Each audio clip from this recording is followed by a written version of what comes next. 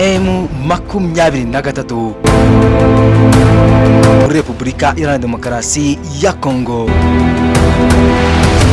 Izi ni inyeshyamba zirambye cyane mu ntambara n'igisirikare cya Repubulika Iharanira Demokarasi ya Kongo FARDC kuva mu myaka ya za 2012.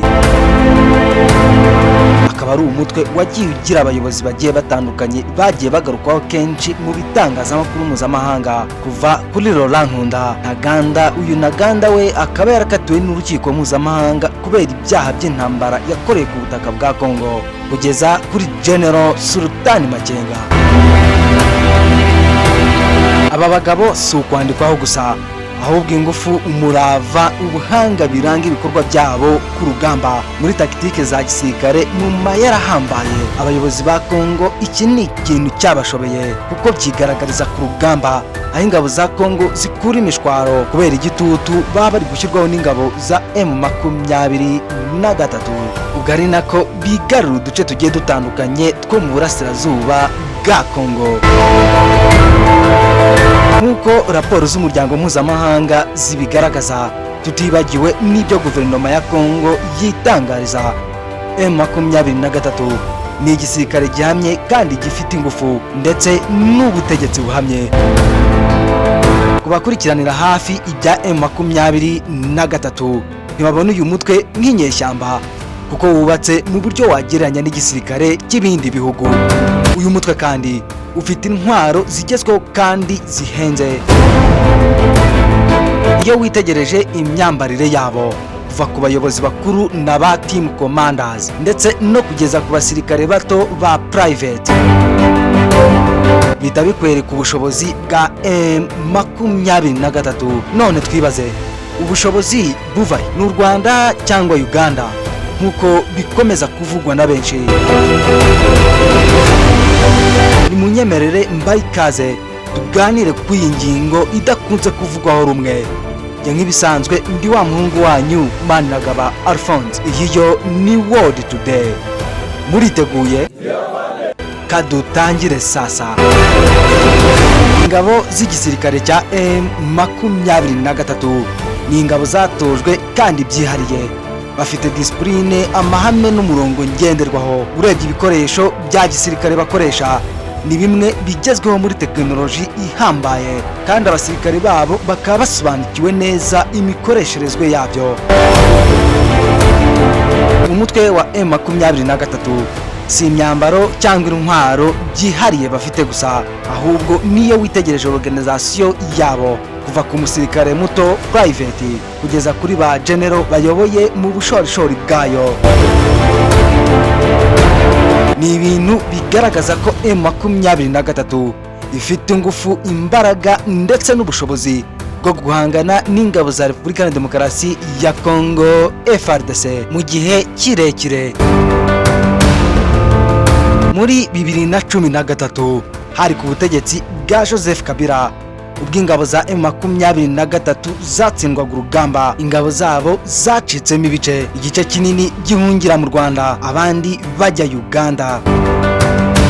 Ibiganiro hagati y'abari bayoboye umutwe wa M23 ndetse na leta ya Repubulika ya Demokarasi ya Kongo byarakomeje, gusa ntibyagira icyo bitanga.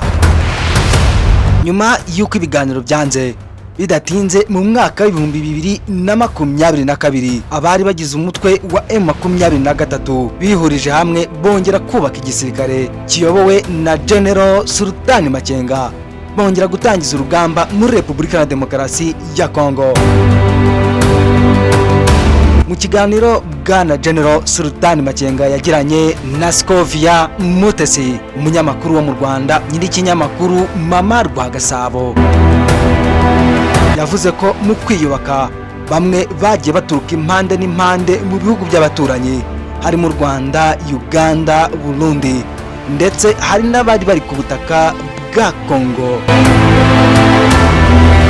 Kuva uru rugamba rwatangira mu myaka irenga 2 rumaze rutangiye, uyu mutwe wagaragaje impinduka kuri buri kimwe, wigarurira uduce tugiye dutandukanye muri Repubulika ya Demokarasi ya Kongo, ndetse aho bamaze gufata bakahita bashyiraho abayobozi, ibikorwa by'abaturage bigakomeza nk'ibisanzwe.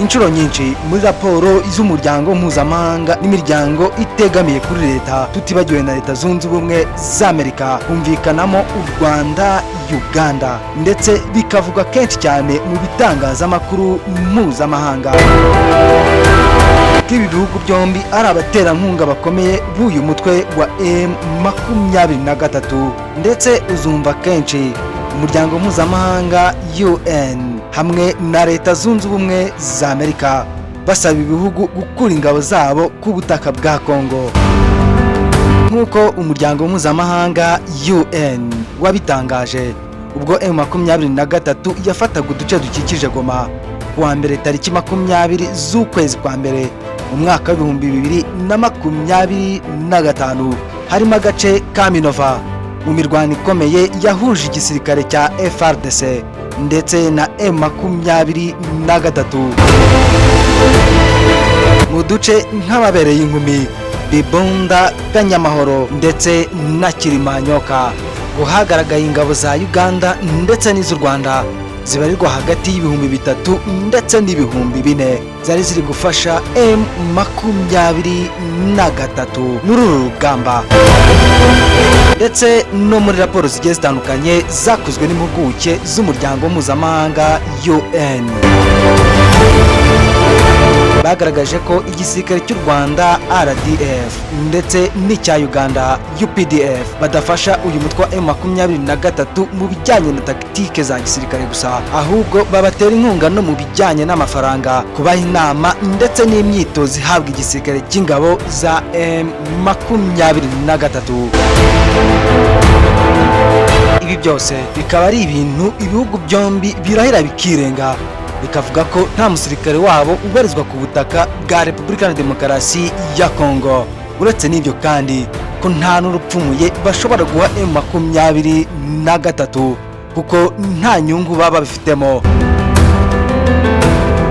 ahubwo bakagarukana abayobozi bakuru ba Repubulika ya Demokarasi ya Kongo bavuga yuko bananiwe gukemura ikibazo, ahubwo bakakigereka ku bihugu by'abaturanyi u Rwanda ndetse na Uganda. Muri raporo zisorwa n'umuryango mpuzamahanga ziba zakozwe n'impuguke aba expert, baba bavuga ko babonye ibimenyetso simusiga bigaragaza ko muri Kongo hari ingabo z'u Rwanda ndetse n'iza Uganda, gusa nta mashusho, umusirikare, amafoto cyangwa icyo ari cyo cyose nk'ikimenyetso simusiga kiba kigaragazwa muri iyo raporo ibishinja u Rwanda ndetse na Uganda ko bafite abasirikare muri Repubulika Iharanira Demokarasi ya Kongo bafasha M23. Ibi nabyo ubwo bigatera urujijo kuri benshi, aho bashinja ibihugu byombi u Rwanda ndetse na Uganda gutera inkunga inyeshyamba za M23.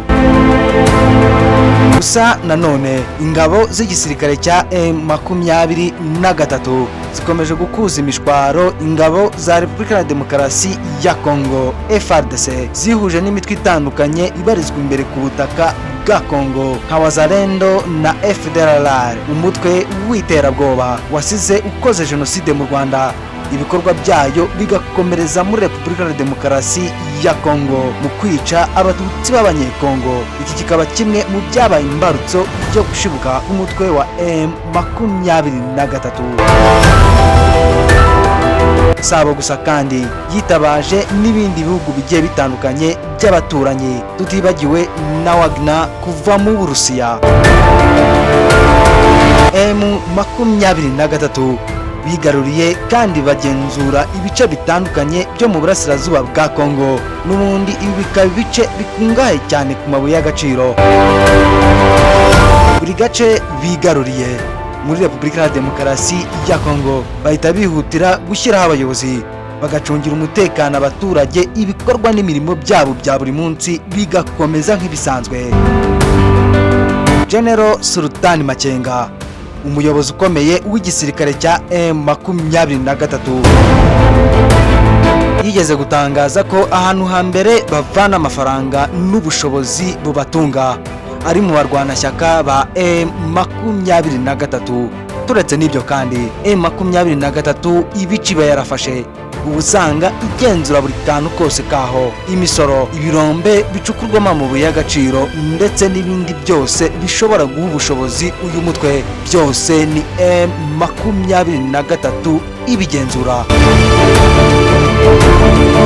Naho ngo ku bijyanye n'ubufasha yabihabwa n'u Rwanda cyangwa Uganda, uretse n'ibyo bihugu kandi n'ikindi icyo ari cyo cyose, benshi mu bayobozi ba M23 bakunda kwitangariza ko nta bufasha na bumwe bakura ku Rwanda ndetse na Uganda, ahubwo ngo leta ya Kongo iba ishaka guhunga ikibazo nyirizina aho kugikemura. Ikibazo cy'umutekano kiri mu burasirazuba bwa Kongo, kenshi bakunda kuvuga ko hadaburamo akaboko k'ibifi binini, ni ukuvuga Leta Zunze Ubumwe za Amerika n'Uburusiya, kubera amabuye y'agaciro ahabarizwa. Leta Zunze Ubumwe za Amerika ntizijya zivugwa kenshi muri iki kibazo cy'umutekano muke mu burasirazuba bwa Repubulika ya Demokarasi ya Kongo, gusa ariko ngo nazo ziri mu baterankunga bakomeye ba M23, ahubwo hari n'abajya kure bakavuga ko byose binyuzwa ku Rwanda ndetse na Uganda. Ibi byose Leta Zunze Ubumwe za Amerika zikabikora kubera kwigomeka k'ubutegetsi bw'i Kinshasa muri Kongo mu mikoranire ya hafi n'igihugu cy'Uburusiya. Urugamba hagati y'ingabo za Kongo ndetse na M23 ruracyakomeje, kandi M23 ikomeje kwiyubaka mu kubaka igisirikare gikomeye n'ubuyobozi buhamye, byose bavuga ko bituruka mu mirimo y'amaboko yabo ndetse ngo ntawe bateze gusaba. Kaduhinira aha iki kiganiro tunagushimira, mbibutsa ko twagarutse kuri M23 aho twibazaga aho ikura ubushobozi ikoresha mu buzima bwayo bwa buri munsi. Nk'ibisanzwe ndi wa muhungu wanyu Managaba Alphonse, iyi yo ni World Today. Tubonane ubutaha, bera ciao.